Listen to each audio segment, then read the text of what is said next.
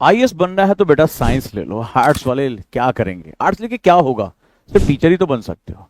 अगर आपने 12वीं के बाद आर्ट्स लिया है तो ये डायलॉग्स आपने जरूर सुने होंगे, लेकिन एक सच भी सुन लीजिए, हर साल यूपीएससी के टॉपर लिस्ट में आर्ट्स बैकग्राउंड के स्टूडेंट होते ही होते हैं। तो सवाल उठता है, क्या आर्ट्स से आईएएस बनना पॉसिबल है? अगर हाँ, तो 12वीं के बाद कौन सा रास्ता अपना है? इसका जवाब एक सच्ची कहानी के साथ मैं आपको देना चाहता हूं। जी हाँ, बिल्कुल सच्ची कहानी, इंस्पायरिंग स्टोरी। एक लड़का जिसने सबको गलत साबित कर दिया, और आप भी कर सकते हैं। मध्य प्रदेश के एक छोटे से गांव से था वो आकाश। 12वीं के बाद उसने बीए हिस्ट्री में एडमिशन ले लिया। गांव के लोग मजाक उड़ाते थे, आईएएस बनना है बीए से, तू सपना देखना छोड़ दे। पर आकाश ने तो कुछ और ही ठान रखा था। दिन में कॉलेज, शाम को खेतों में काम और रात को लालटेन की रोशनी में एनसीईआरटी पढ़ना। धीरे धीरे उसने लक्ष्मीकांत, स्पेक्ट्रम और द हिंदू पढ़ना शुरू किया। 3 साल की लगन और सही रणनीति के बाद यूपीएससी AIR 87, जी हाँ, आप समझ चुके होंगे मैं किसकी बात करने जा रहा हूं, और मैं बात करने जा रहा हूं आईएएस ऑफिसर आकाश शर्मा की। आज वही लोग जो हंसते थे अब उनके घर के बाहर चाय पीने की कोशिश में लगे हुए हैं, चाहते हैं कि किसी तरह से उनका जो है वो वरदान मिल जाए या उनका साथ मिल जाए।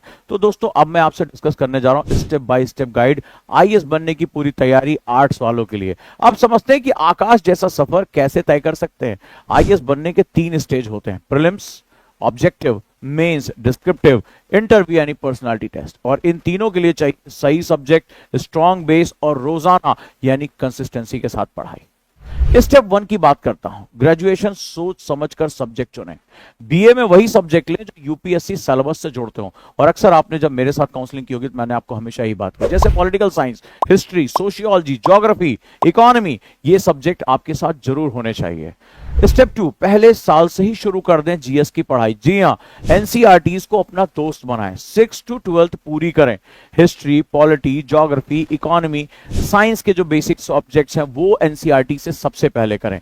किसी भी स्टूडेंट के लिए एनसीईआरटी उसके कॉन्सेप्ट मेकिंग प्रोसेस का सबसे इंपॉर्टेंट हिस्सा होता है। और जब एनसीईआरटी पढ़ें तो किसी कुंजी या किसी गाइड से ना पढ़कर उसे चैप्टर बाय चैप्टर पढ़ने की कोशिश करें।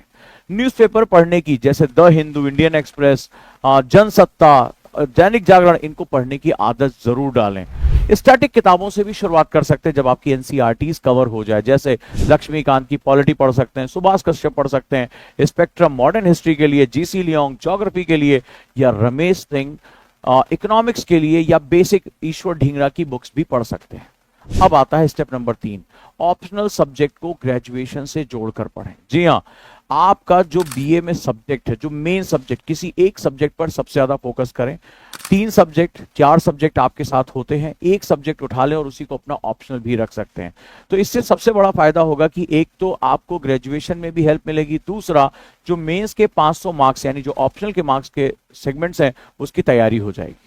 अब आते हैं दूसरे साल से क्या करें। दूसरे साल से आंसर राइटिंग प्रैक्टिस को शुरू कर दें, थोड़ा थोड़ा लिखना शुरू करें। मेंस की प्रैक्टिस बहुत जरूरी है, एक दिन में 2 या 3 क्वेश्चन लिखने की आदत डालें। अभी आपके पास बहुत समय है, अभी आप बहुत कुछ अच्छा कर सकते हैं, तो यहां से हम लेकर जा सकते हैं। कोई जरूरी नहीं कि आप बहुत महंगी कोचिंग ज्वाइन करें, अपने हिसाब से आप उसको कर सकते हैं। आप चाहें तो किसी बड़े बैचेस का भी हिस्सा बन सकते हैं, या अपनी जरूरत के हिसाब से एनसीईआरटी पढ़ लिया, टेस्ट सीरीज लगा लिया, आरएफआर को ले लिया, यूट्यूब से पढ़ाई की, टेलीग्राम से पढ़ना शुरू किया। हमारे साथ हमारे व्हाट्सएप नंबर जो दिया जा रहा है इसके साथ भी आप जुड़ सकते हैं, ताकि डेली पढ़ने के लिए कंटेंट और फ्री क्विज मिल सके। बहुत से तरीके हैं, लेकिन सभी तरीकों के लिए विल पावर, कंसिस्टेंसी और सही मार्गदर्शन बहुत जरूरी है। अब आ जाते हैं तीसरे साल में क्या करेंगे। टेस्ट सीरीज और मॉक टेस्ट लगाएंगे, बहुत इंपॉर्टेंट है। एसए की प्रैक्टिस करेंगे, मेंस की प्रैक्टिस करेंगे, ज्यादा से ज्यादा ऑब्जेक्टिव लगाएंगे, और सबसे इंपॉर्टेंट काम करेंगे, सी सैट के बेसिक्स पे आ जाएंगे। सी सैट का बेसिक कंप्लीट करेंगे, साथ ही साथ आप कोशिश करेंगे कि आपका क्वालिफाइंग पेपर बहुत आसानी से निकल जाए। दोस्तों, इंटरव्यू की प्रैक्टिस दोस्तों के साथ कर सकते हैं, आत्मविश्वास वहां से आएगा। एक मिरर के सामने आप अपनी प्रैक्टिस को लेकर आगे जा सकते हैं। अब सवाल है कि जब आप तैयारी करने जाएंगे तो क्या समाज आपको ऐसे ही तैयारी करने देगा? नहीं, यहां बहुत ढेर सारी गलतियां और मिथक आपके सामने आएंगे। पहला मिथक, इंग्लिश मीडियम वाले तो ही यूपीएससी क्लियर करते हैं। अरे तुम तो हिंदी मीडियम वाले हो।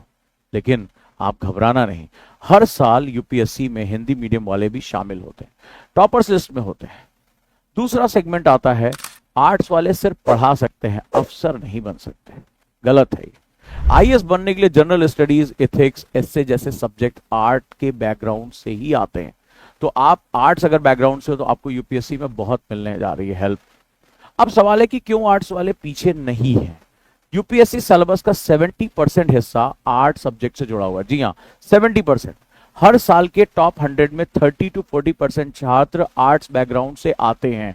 बीए से ग्रेजुएशन करने वालों के लिए ऑप्शनल आसान होता है।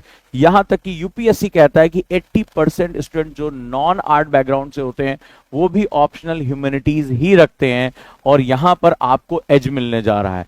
तो महत्वपूर्ण बात है जो इस वीडियो का सार है कि अपने आप को कम नहीं समझना है। सोच बदलो, दुनिया बदल जाएगी। तो आईएएस बनने के लिए आईआईटी या आईआईएम की डिग्री बहुत जरूरी नहीं है।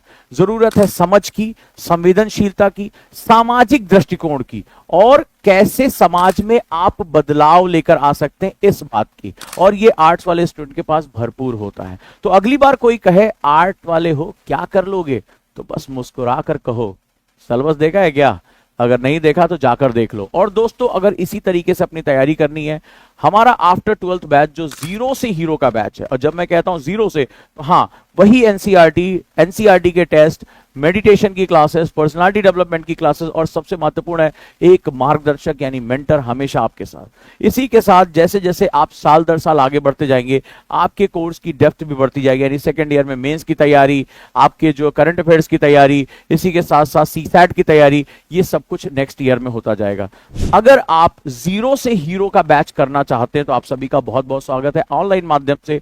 और इसके साथ साथ अगर आप एनसीईआरटी से जुड़ना चाहते हैं, अगर आप बेसिक बैच से जुड़ना चाहते हैं, तो ये मेरे काउंसलर का नंबर दिया जा रहा है स्क्रीन पर। आप अभी इनके कॉल करके इनके साथ बातचीत कर सकते हैं, मेरे साथ अपनी काउंसलिंग को सेट कर सकते हैं, और इस तरीके से हम सही मार्गदर्शन में सही तैयारी करते हुए लबासना जरूर पहुंचेंगे।